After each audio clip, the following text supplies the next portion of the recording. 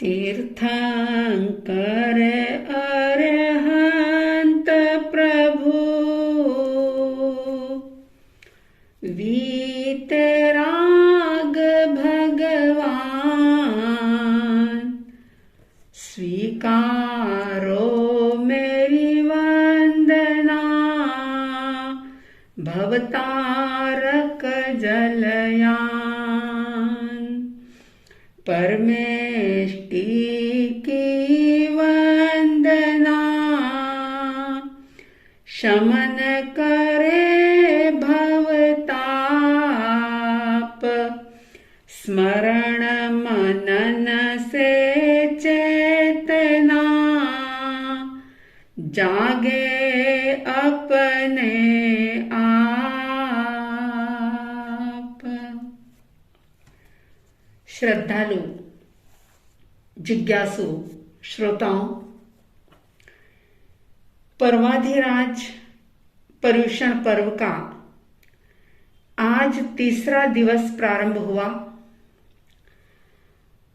आप सबके लिए साध्वी द्वय की तरफ से तहे दिल से शुभ मंगल कामनाएं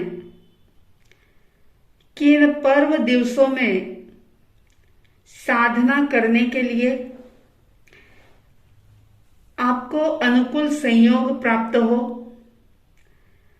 आपका शरीर स्वस्थ रहे, आपका मन प्रसन्न रहे और बड़े ही उल्लास और उमंग के साथ, बहुत उत्साह के साथ इन पर्व के दिवसों में आप ज्यादा से ज्यादा साधना आराधना करके आत्मविशुद्धि कर सकें। और आत्मविशुद्धि करने के लिए, अपने आप को तपाने के लिए इन 8 दिनों में अंतगढ़ सूत्र का स्वाध्याय किया जाता है,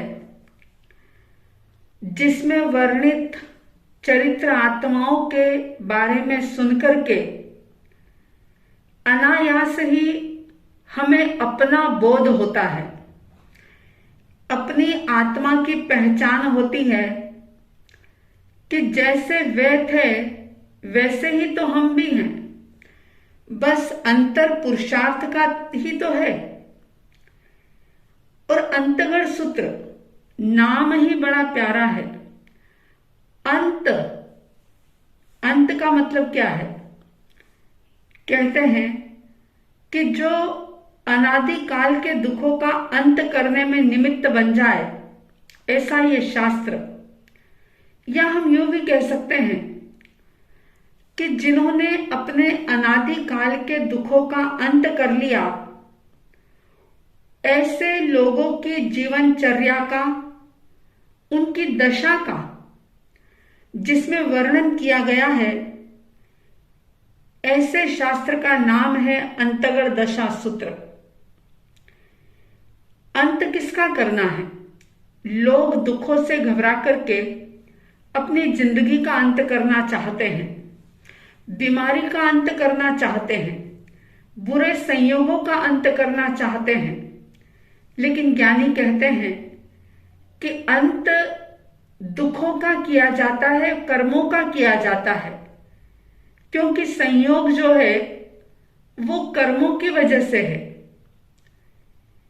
कर्मों का और दुखों का अंत करने वाले जो साधक हुए हैं 90, वैसे तो अनंत हुए, लेकिन इस अंतगढ़ सूत्र में 90 साधकों का वर्णन है, जिन्होंने उसी जन्म में प्रभु की वाणी पर विश्वास किया, श्रद्धा की, आस्था की और अपने अनादिकाल के कर्मों का और कर्म के परिणाम स्वरूप जो दुख थे, उन दुखों का अंत कर दिया। और उन जीवों का वर्णन इस शास्त्र के अंदर है, इसलिए इस शास्त्र का नाम अंतगढ़ सूत्र है। पर्वाधिराज पर्युषण पर्व को याद रखते हुए ये चिंतन करें, विचार करें कि पर्युषण पर्व का अर्थ क्या है। पर्व का मतलब होता है जो पावन करे, जो पवित्र करे। और पर्युषण का मतलब क्या है? ज्ञानियों ने बताया कि अपने चारों तरफ फैले हुए जो विषय हैं, कषाय हैं, उनसे अपने आप को हटा लेना, निज घर में यानी आत्म भाव में, अध्यात्म भाव में अपने स्वभाव में बस जाना, रम जाना, थम जाना, इसी का नाम पर्युषण है। अगर दूसरी तरह से इसका अर्थ देखा जाए तो यह भी कहा जा सकता है कि चारों तरफ से बहुत अच्छी तरह से जो हमारे कर्मों का, विषय विकारों का जो मेल है, जो कचरा है, जो गंध है, उस कचरे को अपनी साधना के माध्यम से, तप के माध्यम से, स्वाध्याय के माध्यम से, ध्यान के माध्यम से जलाया जाए, उसका नाम है पर्युषण। और इस पर्युषण पर्व की साधना, आराधना करते हुए आप अंतगढ़ सूत्र का श्रवण कर रहे हैं, जिसमें तीसरे वर्ग के 7 अध्ययन आपने सुन लिए थे। 8वें अध्ययन का प्रारंभ करते हुए सुधर्मा स्वामी जी कहते हैं कि हे जम्बू, उस काल, उस समय में, यानी कि चौथे आरे में द्वारिका नाम की नगरी थी, जिस नगरी में भगवान अरिष्टनेमि का पदार्पण होता है। और उस समय में 6 सगे भाई जो परमात्मा अरिष्टनेमि के शिष्य थे। विशेषता ये थी कि 6 सगे भाई जिनकी हाइट, जिनकी हेल्थ, जिनकी लंबाई चौड़ाई, जिनका नयन नक्श, जिनका कलर, जिनका रूप रंग बिल्कुल ही एक जैसा था। 6 सगे भाइयों के वक्ष स्थल पर यानी छाती पर श्रीवत्स का शुभ चिन्ह था। और वे 6 शिष्य, 6 सगे भाई जिस दिन दीक्षित हुए थे, उसी दिन उन्होंने प्रभु को वंदन नमस्कार करके एक निवेदन किया था, एक भावना भाई थी कि भगवान, अगर आपकी आज्ञा हो तो हम जीवन पर्यंत बेले बेले की तपस्या करके विचरण करना चाहते हैं। और परमात्मा ने उनको इजाजत दी थी, क्योंकि आप जानते हैं कि जो भी कोई बात प्रभु को कहता था तब संयम की आराधना, साधना करने के लिए परमात्मा एक ही बात कहते कि हे देवानुप्रिय, तुम्हें जैसा सुख हो वैसा करो, धर्म कार्य में कभी भी प्रमाद मत करो। और ये बात कितना बड़ा संदेश देती है कि आप किसी के साथ तप जप के लिए, धर्म ध्यान के लिए जबरदस्ती नहीं कर सकते। आप जबरदस्ती करके किसी से तपस्या नहीं करवा सकते। और अगर आप ऐसा करवा रहे हैं तो ये बहुत गलत बात है, भगवान की आज्ञा के विरुद्ध है। हाँ, कोई भी साधु या साध्वी, कोई भी श्रावक या श्राविका प्रेरणा देने का तो अधिकारी है, प्रेरणा दे सकते हैं, लेकिन जब तक सामने वाले का भाव ना बने, जब तक उसका मन प्रबल ना बने साधना करने के लिए, आप जबरन नहीं करवा सकते। ये बात प्रभु की वाणी बता रही है। प्रभु सबको एक ही बात कहते थे, आहा सुहम देवानुप्रिया, जैसा तुम्हारी आत्मा को सुख उपजे, जो सुख लगे वैसा तुम करो। परमात्मा की आज्ञा को प्राप्त किया और वे 6 ही भाई जो जीवन पर्यंत बेले बेले की तपस्या करके अपनी आत्मा को भावित करते हुए, यानी आत्मा की विशुद्धि करते हुए, पूरे आत्म भावों के साथ तपस्या करते हुए विचरण करते हैं। ऐसे समय बीत रहा था और एक दिन ऐसा आया कि उस समय बेले का पारना था उन मुनिराजों को। उन मुनिराजों ने पहले प्रहर में स्वाध्याय किया, दूसरे प्रहर में ध्यान किया और तीसरे प्रहर में वे परमात्मा के पास आते हैं और कहते हैं कि भगवान, अगर आपकी आज्ञा हो तो आज बेले के पारने में हम 6 मुनि दो दो का ग्रुप बना करके, यानी कि 3 सिंघाड़ों में विभाजित होकर के हम भिक्षा के लिए द्वारिका नगरी में जाना चाहते हैं। तब भी भगवान ने यही कहा कि हे देवानुप्रिय, जैसा तुम्हें सुख लगे वैसा करो। अब भगवान की आज्ञा को प्राप्त करके वे परमात्मा को वंदन करते हैं और उस सहस्त्राम्र उद्यान से निकलते हैं और 2-2 मुनि का 3 सिंघाड़े बना करके वे भिक्षा के लिए अपनी इर्या समिति का पालन करते हुए द्वारिका नगरी में जाते हैं। जैसा कि आप पहले ही सुन चुके हैं कि द्वारिका नगरी बहुत लंबी चौड़ी थी, बहुत विस्तार वाली थी, बहुत सुंदर थी। अब क्या होता है कि वे ऊंच नीच मध्यम कुलों में भिक्षा की यानी गोचरी की गवेषणा करते हुए एक सिंघाड़ा जो था यानी 2 मुनिराज वे घूमते हुए वसुदेव राजा और महारानी देवकी के वहां पर पहुंच जाते हैं। आप सोचिए, वसुदेव जो द्वारिका नगरी के राजा थे और वासुदेव श्री कृष्ण जी के पिता थे, ऐसे वासुदेव राजा के यहां द्वारिका नगरी में जब वे मुनिराज जाते हैं और उन 2 मुनिराजों को अपने यहां आता हुआ महारानी देवकी ने देखा, तो देवकी जो श्री कृष्ण जैसे वासुदेव की माता थी, वसुदेव की रानी थी, लेकिन उनका विनय देखिए, जैसे ही मुनिराजों को आते हुए देखती है अपने आसन से उठी 7-8 कदम उनके सामने उनके सम्मान में उनको लेने के लिए जाती है। और मुनिराज का आगमन अचानक ही हुआ था। उन मुनिराजों को देख करके देवकी रानी बहुत ही खुश होती है, हर्षित होती है और ये कहती है कि मैं धन्य हूं जो आज मेरे घर मुनिराज पधारे हैं। बहुत ही आनंदित होते हुए उन्होंने बहुत ही प्रसन्न चित्त से मुनिराज को वंदन किया।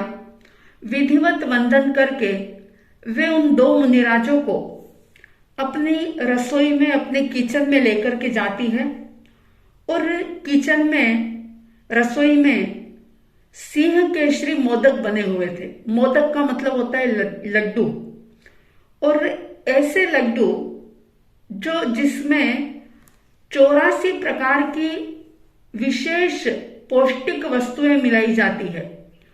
84 टाइप की ऐसी पौष्टिक चीजें जिसके अंदर मिलाई जाती है और उससे लड्डू बनाए जाते हैं, उसे सिंह केशरी मोदक कहा जाता है। उसने बहुत भावपूर्वक मुनिराज को बहराए और वंदन नमस्कार किया। मुनिराज अपने मार्ग पर, अपने स्थान पर चले जाते हैं। थोड़ी देर होती है, संयोग था ये कि थोड़ी देर के बाद दूसरा ग्रुप जो था 2 मुनिराजों का, वो भी ऊंच नीच मध्यम कुलों में घूमता हुआ महारानी देवकी के घर आ गया। देवकी रानी ने बड़ी भक्ति के साथ उनको भी सिंह केशरी मोदक बहराए। अभी बहरा करके वंदन करके महारानी आई थी, अपने आसन पर बैठी ही थी। मुनिराज गए ही थे कि थोड़ी देर के बाद संयोगवश तीसरा सिंघाड़ा जो था वह भी महारानी देवकी के घर आ जाता है। महारानी ने उनको भी उसी आदर भाव से, भक्ति भाव से, सम्मान से सिंह केसरी मोदक बहराए और बहराने के बाद उन्होंने बड़े विनय के साथ एक सवाल किया, क्योंकि महारानी देवकी पहचान नहीं पाई थी कि ये 3 ग्रुप में अलग अलग मुनिराज आए हैं। उनके मन में ये भ्रांति हो गई थी कि जो पहली बार मुनिराज आए थे वही दूसरी बार आए और वही तीसरी बार भी आ गए, क्योंकि 6 ही भाई जो थे वो बिल्कुल ही एक जैसे दिखते थे। कोई भी देख करके उन्हें पहचान नहीं पाता था कि कौन कौन है। अब उनके मन में, यानी देवकी रानी के मन में एक सवाल पैदा हुआ।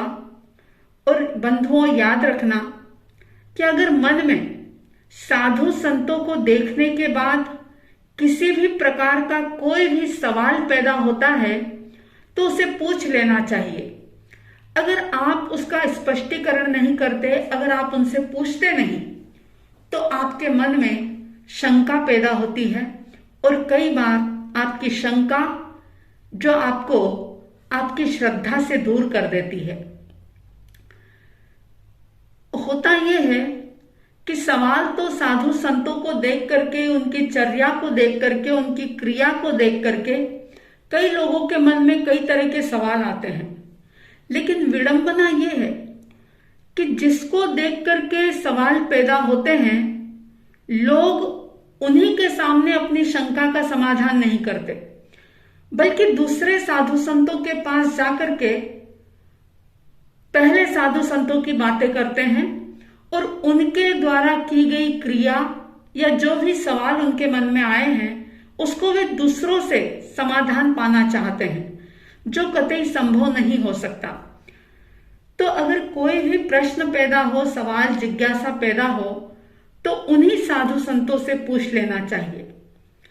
देवकी रानी ने बहुत ही विनय के साथ एक प्रश्न पूछा कि भगवान, ये श्री कृष्ण वासुदेव जैसे महाप्रतापी राजा की ये द्वारिका नगरी, जो देवलोक के समान, स्वर्गपुरी के समान इतनी सुंदर है और इतनी लंबी चौड़ी है, क्या इस द्वारिका नगरी में ऊंच नीच मध्यम कुलों में घूमते हुए श्रमण निर्ग्रंथों को, साधु साध्वी भगवंतों को क्या आहार पानी नहीं मिलता है, जिससे कि उन्हें एक ही घर में बार बार आना पड़े? इसका मतलब ये नहीं था कि द्वारिका नगर, उस देवकी रानी के मन में कोई यानी कि अभाव पैदा हो गया हो। उसके मन में अभाव पैदा नहीं हुआ था, लेकिन उनकी एक जिम्मेदारी थी। उनके मन में ये सवाल आना स्वाभाविक था कि क्या इतनी बड़ी द्वारिका नगरी में साधु संतों को गोचरी नहीं मिलती, जो बार बार उन्हें एक ही घर में आना पड़ता है।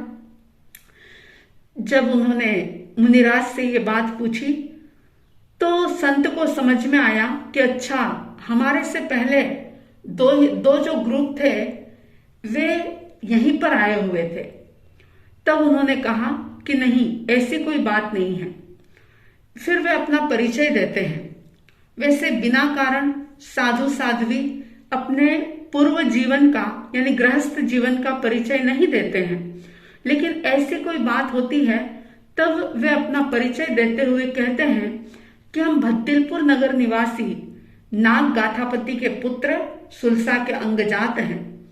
हम रूप में, लावण्य में, हाइट में, हेल्थ में, सौंदर्य में एक जैसे 6 सगे भाई हैं और हमने भगवान अरिष्टनेमि के मुख से धर्म देशना सुनी थी। हम वैराग्य से अपनी आत्मा को भावित करते हुए उनके चरणों में समर्पित हुए हैं। निर्ग्रंथ का पंथ हमने अपनाया है और प्रवर्जा धारण की है। जिस दिन हमने दीक्षा ली उसी दिन प्रभु की आज्ञा से जीवन पर्यंत बेले बेले का पारणा करने की हमने प्रतिज्ञा की है और उसी प्रतिज्ञा के अनुसार हम बेले बेले पारणा करते हैं। आज हम सबके बेले का पारणा है और प्रभु की आज्ञा लेकर के हम 3 ग्रुप में विभक्त होकर के द्वारिका नगरी में भिक्षा लेने के लिए आए हैं। ये संयोग है कि घूमते हुए हम तीनों सिंघाड़े आपके घर आ गए हैं। इसलिए हे देवानुप्रिय, हम वे ही मुनि नहीं हैं जो पहले आए थे, हम दूसरे हैं। और सबसे पहले सिंघाड़े में जो मुनि आए थे वो दूसरे थे, बीच में जो आए यानी दूसरी बार जो आए वो दूसरे थे। इसलिए हे देवानुप्रिय, हम तुम्हारे घर बार बार नहीं आए हैं। ऐसा कहकर के यानी महारानी देवकी की शंका का समाधान करके मुनिराज जहां से आए थे उधर ही वो वापिस चले जाते हैं। अब मुनिराजों के जाने के बाद महारानी देवकी को एक बहुत पुरानी बात याद आ गई। एक शंका का समाधान हुआ, दूसरी शंका पैदा हो गई और वो ये हो गई कि मैं जब बहुत छोटी थी तो एक बार अतिमुक्तक अणगार ने मुझे एक बात कही थी कि हे देवकी, तुम 8 पुत्रों को जन्म दोगी और वे सभी पुत्र जो हैं वे आकृति में, हेल्थ में, हाइट में, आयुष्य में, रूप में, सब में नल कुबर के समान एक जैसे सुंदर होंगे। और साथ में एक बात यह भी कह दी थी कि इस भरत क्षेत्र में तुम्हारे सिवाय अन्य कोई भी माता ऐसी नहीं होगी जो ऐसे दूसरे पुत्रों को जन्म देगी। अब उसके मन में ये सवाल आया कि मुनि की वाणी तो कभी झूठ होती नहीं, लेकिन मैं देख रही हूं कि मुनि की वाणी झूठ हो गई है। इस भरत क्षेत्र में ही दूसरी ऐसी माता यानी सुलसा ने एक जैसे 6 पुत्रों को जन्म दिया है। अब मन दुविधा के अंदर उलझ गया कि मुनि की बात झूठ नहीं होती, मैं जो देख रही हूं वो मुझे झूठ दिखाई दे रही है, क्या किया जाए। चलो परमात्मा अरिष्टनेमि के पास जाऊं और उनसे ही अपनी शंका का समाधान करूं। महारानी देवकी परमात्मा के पास जाती है। अरिष्टनेमि भगवान के पास जाकर के वंदन नमस्कार किया और उनके सामने बैठ गई यानी कि परिउपासना करने लगी। तब भगवान अरिष्टनेमि ने देवकी के पूछने से पहले ही एक बात यानी जो देवकी के मन में शंका थी वो सारी की सारी बता दी कि उन मुनिराजों को, अणगारों को देख करके तुम्हारे मन में इस प्रकार का विचार आया है और अतिमुक्त कुमार की वाणी असत्य हुई है, ऐसी शंका का समाधान करने के लिए तुम मेरे पास आई हो। तब देवकी रानी कहती है कि जी भगवान, आपका कथन बिल्कुल सत्य है।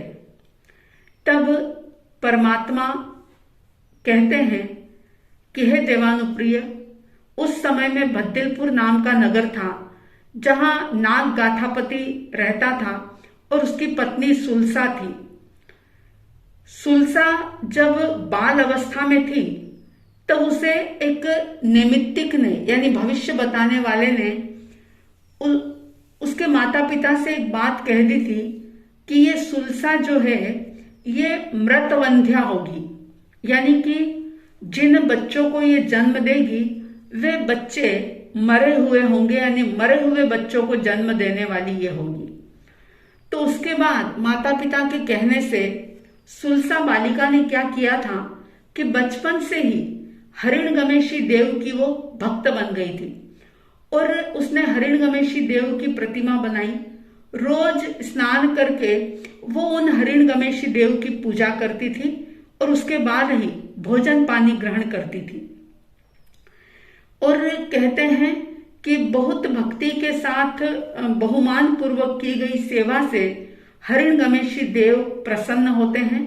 और हरिणगमेशी देव ने क्या किया कि सुलसा को और तुमको, संयोग था ये कि तुम एक साथ ही गर्भवती हुई और सुलसा जो मरे हुए बच्चों को जन्म देती थी उन बच्चों को उठा करके हरिणगमेशी देव तुम्हारे पास रख जाता था और तुम जिन पुत्रों को जन्म देती थी उनको ले जा करके सुलसा के पास रख देता था। इसलिए हे देवकी, अतिमुक्तक अणगार के वचन जो थे वो सत्य हैं। ये सारे पुत्र सुलसा के नहीं, तुम्हारे हैं।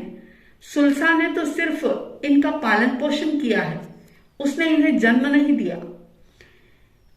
अंतगढ़ सूत्र का ये कथन सुनने वाले सभी श्रोताओं से मैं एक बात कहूंगी कि ये बात बिल्कुल अपने दिलो दिमाग में निश्चित रखें कि कोई भी देव कुछ कर नहीं सकते, कोई भी व्यक्ति कुछ कर नहीं सकता।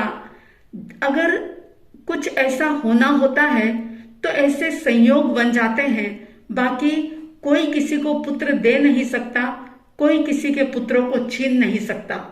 जहां जहां जैसे जैसे संयोग होते हैं वैसे सारे निमित्त उपस्थित होते चले जाते हैं और वैसी घटना होती चली जाती है।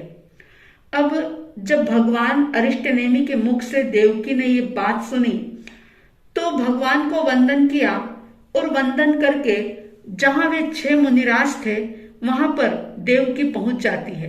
अब देखिए, पहले भी वे ही मुनिराज देवकी के घर आए थे, लेकिन देखने की दृष्टि कुछ अलग थी। अब जब वो उनको देख रही है तो उसका रोम रोम पुलकित हो रहा है। खुशी तो पहले भी हुई थी, लेकिन पहले वाली खुशी में और इस खुशी में अंतर है। और वो अंतर ये है कि अब जो देवकी देख रही है, अब वह राग की दृष्टि से देख रही है। ये मेरे बेटे हैं, ये मेरे पुत्र हैं, उस मेरे पने के भाव से महारानी देवकी उन मुनिराजों को देख रही है और देखते देखते शरीर के सारे रोम उसके पुलकित हो जाते हैं और एकटक बहुत देर तक वे उन मुनिराजों को देखती रहती है, निरखती रहती है।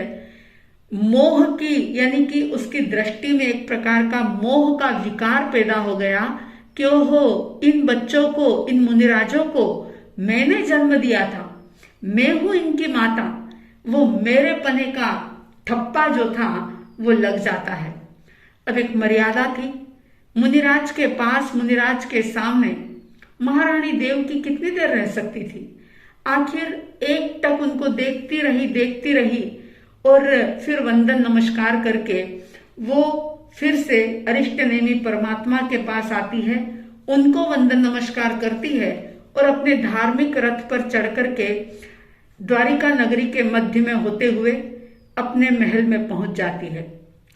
और सुकोमल शैया पर महारानी देवकी बैठी है, लेकिन अब उसके मन में एक और चिंता सताने लगी। देखिए, मोह कर्म की विचित्रता को देखो। जब उसने उनको गोचरी बहराई तब उसके मन में कुछ अलग प्रकार के भाव थे। जब उसने भगवान के मुख से ये सुना कि ये तुम्हारे बेटे हैं, तब उसके मन में कुछ अलग भाव थे। और जब उन मुनिराजों को देखा कि ये मेरे पुत्र हैं, तो एक मां का वात्सल्य का सागर लहराने लगा और रोम रोम पुलकित हो गया। जब वापिस अपने महल में आई तो अब उसके मन में एक प्रकार से पुत्र संबंधी, यानी बेटे संबंधी चिंता से युक्त ऐसे कुछ विचार पैदा होने लगे। अब वे विचार क्या होते हैं, किस प्रकार के होते हैं, जो समय आने पर हम इसकी भी चर्चा करेंगे। कहने का अभिप्राय कि जब मोह कर्म का आवरण हमारे ऊपर छा जाता है तो हमारा ज्ञान ढक जाता है, हमारी श्रद्धा, हमारा चारित्र जो है वो ढक जाता है और एक नशा छा जाता है हमारे ऊपर। इसके साथ ही इस चैप्टर को सुनते हुए एक बात और याद रखेंगे आप कि मुनिराजों को आहार देना, साधु साध्वी भगवंतों को बहराना, यह बहुत सौभाग्य की बात होती है। बहुत पुण्य का उदय होता है तब कहीं जाकर के ऐसा सुपात्र दान करने का अवसर आता है। अगर आपके जीवन में जब भी ऐसा मौका मिले तो आप उस मौके को कभी गवाओ मत। कभी दूसरे पर मत डालो कि चलो साधु साध्वी आए हैं, कुक बहरा देगा, नौकर बहरा देगा, काम वाली बाई बहरा देगी।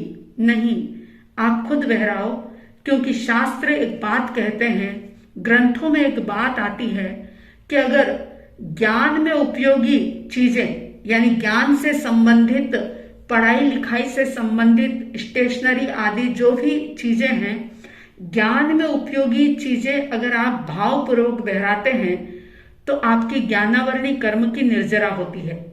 अगर सूंठ, पिपरा, मोर आदि जो चीजें हैं जो जागरण में उपयोगी हैं, जो साधु संतों को जागरण में उपयोगी है, ऐसी चीजें बहराने से आपका दर्शनावरणी कर्म जो है वो क्षीण होता है। ठंड गर्मी के अनुसार, यानी मौसम के अनुसार अनुकूल साताकारी जो पदार्थ आप बहराते हैं, उससे आपके वेद अशुभ असाता वेदनीय कर्म की निर्जरा होती है।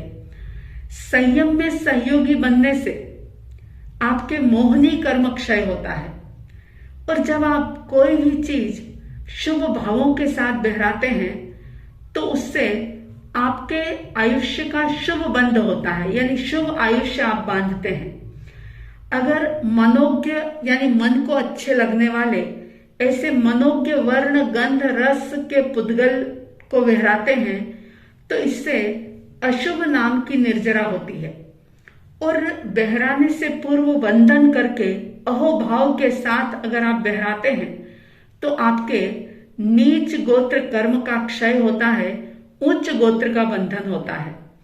और हृदय की उदारता के साथ, बहुत उत्कृष्ट भावों के साथ, विपुलता के साथ अगर आप बहराते हैं तो आपके अंतराय कर्म का क्षय होता है। जब भी कभी कोई भी साधु साध्वी भगवंतों को अगर बहराने का अवसर आए तो पंथ ग्रंथ संप्रदाय के चक्कर में मत पड़ना। ये विचार करना कि मेरा अहोभाग्य, मेरा सद्भाग्य है कि कोई साधु साध्वी भगवंत को, चाहे वो किसी भी संप्रदाय के हों, किसी भी पंथ परंपरा के हो, महावीर के शासन के हैं और पंच महाव्रतधारी हैं, ऐसे साधु साध्वी भगवंतों को अगर आपको बहराने का अवसर आता है, उनकी सेवा का अवसर आता है, तो दिल खोल करके बड़ी उदारता के साथ, प्रसन्नता के साथ, अहोभावों के साथ अवश्य उनके संयम में सहयोगी बनने का आप प्रयास करें और इस प्रकार से अपने 8 कर्मों की निर्जरा करें। अब ये पर्युषण पर्व यानी ये अंतगढ़ सूत्र सुन करके आपकी आत्मा पवित्र हो, आप आत्मविशुद्धि कर सके, ऐसी साध्वी द्वय की तरफ से हार्दिक हार्दिक शुभ मंगल भावनाओं के साथ जय प्रभु महावीर, जय गुरु आनंद।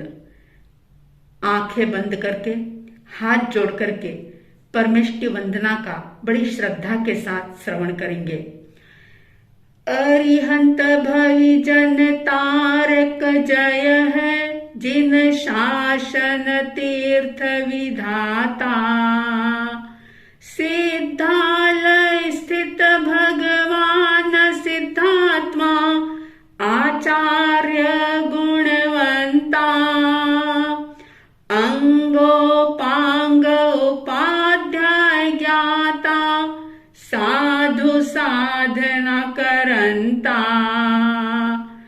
महाविदेह में शोभे, मोक्षपुरी में विराजे, भरत क्षेत्र विचरंता, सब पावपणासक जय है परमेष्टि भगवंता, जय है, जय है, जय है, जय जय जय जय है, महावीर संघ की जय है, जिन शासन की जय है।